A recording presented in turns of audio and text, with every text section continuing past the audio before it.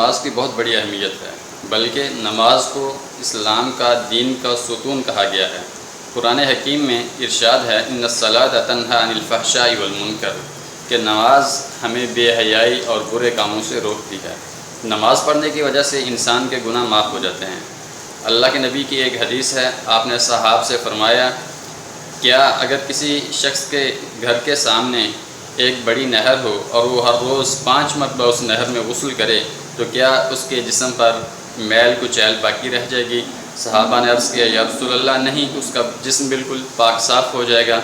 تب آپ نے فرمایا کہ 5 نمازوں کا بھی یہی معاملہ ہے، جب آپ نماز پڑھتے ہیں تو اللہ تعالیٰ آپ کے گناہوں کو معاف فرما دیتے ہیں۔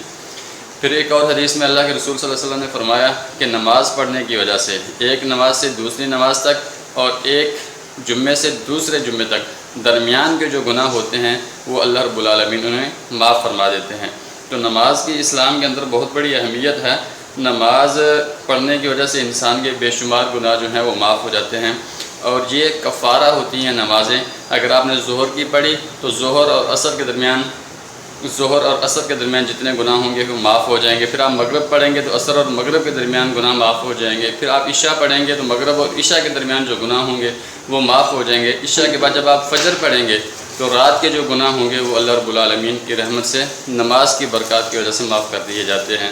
تو نماز کی اس لحاظ سے بہت بڑی فضیلت ہے، بلکہ اللہ کے نبی نے ایک مرتبہ فرمایا کہ نماز تو میری آنکھوں کی ٹھنڈک ہے، کہ نماز پڑھنے کی وجہ سے مجھے سکون ملتا ہے، مجھے اطمینان ملتا ہے، اور یہ اللہ تعالیٰ سے ہم کلام ہونے کا ایک بہترین ذریعہ ہے۔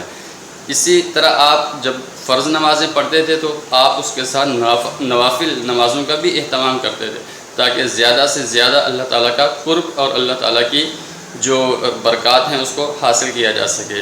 تو ہمیں بھی نمازوں کا اسی انداز سے اہتمام کرنا چاہیے، اور نماز ایک نماز دوسری نماز تک درمیان کے گناہوں کا کفارہ ہوتی ہے۔